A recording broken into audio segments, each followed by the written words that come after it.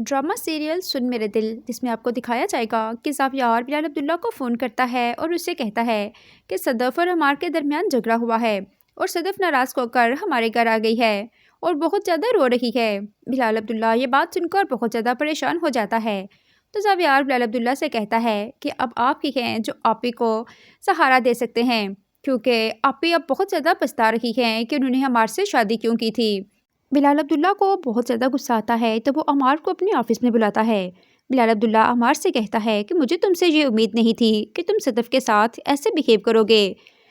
بلال عبداللہ عمار سے کہتا ہے کہ اگر تمہیں یاد ہو تو صدف تم سے محبت کرتی تھی اور تم بھی صدف سے محبت کرتے تھے، تم تو اس سے شادی کرنے کے لیے مرے جا رہے تھے، پھر اب ایسا کیا ہوا جس کی وجہ سے تم روز اس کو تھپڑ مار کے اس سے اپنی محبت کا اظہار کرتے ہو؟ تو عمار کہتا ہے کہ سر، یہ سب کچھ آپ کی وجہ سے ہو رہا ہے، کیونکہ صدف میری بیوی ہے، لیکن مجھ سے زیادہ آپ اس کی فکر کرتے ہیں، آپ اس پہ اتنی عنایتیں کرتے ہیں، آخر یہ سب کس لیے ہے؟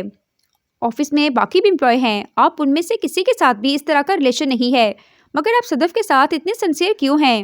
بلال عبداللہ کو عمار کی بات سن کر بہت زیادہ غصہ آتا ہے اور وہ کہتا ہے کہ اگر تمہیں یاد ہو تو صدف سے شادی کے لیے میں نے پرپوز کیا تھا، لیکن صدف نے میرے پرپوزل کو ریجیکٹ کر دیا کیونکہ وہ صرف تم سے محبت کرتی تھی۔ مگر مجھے افسوس ہے کہ تم صدف کو ڈیزرو کی نہیں کرتے ہو، لیکن صدف نے تمہاری خاطر مجھے انکار کر دیا، اور پھر بھی تمہیں لگ رہا ہے کہ میرے اور صدف کے درمیان کوئی افیئر چل رہا ہے۔ اگر کوئی ایسی بات ہوتی تو میں کیوں تمہارا رشتہ لے کر صدف کے گھر جاتا، کیوں میں تم دونوں کی شادی کرواتا؟ اگر میرے اور اس کے درمیان میں کوئی ریلیشن ہوتا تو میں اسے شادی کرنے میں ایک سیکنڈ بھی نہیں لگاتا، مگر افسوس عمار کہ میرے صدف کے درمیان کوئی ریلیشن نہیں تھا اور نہ ہی اب ہے۔ عمار وہاں سے چلا جاتا ہے۔ صدف جاتی ہے ہمشا کے پاس اور اسے کہتی ہے کہ ہمشا، سچ بتاؤ، تمہیں پتا تھا نا کہ عمار دانیہ سے ملتا ہے، لیکن تم نے یہ بات مجھ سے چھپائی؟ تو ہمشا اسے کہتی ہے نہیں صدف، عمار تم سے بہت محبت کرتا ہے۔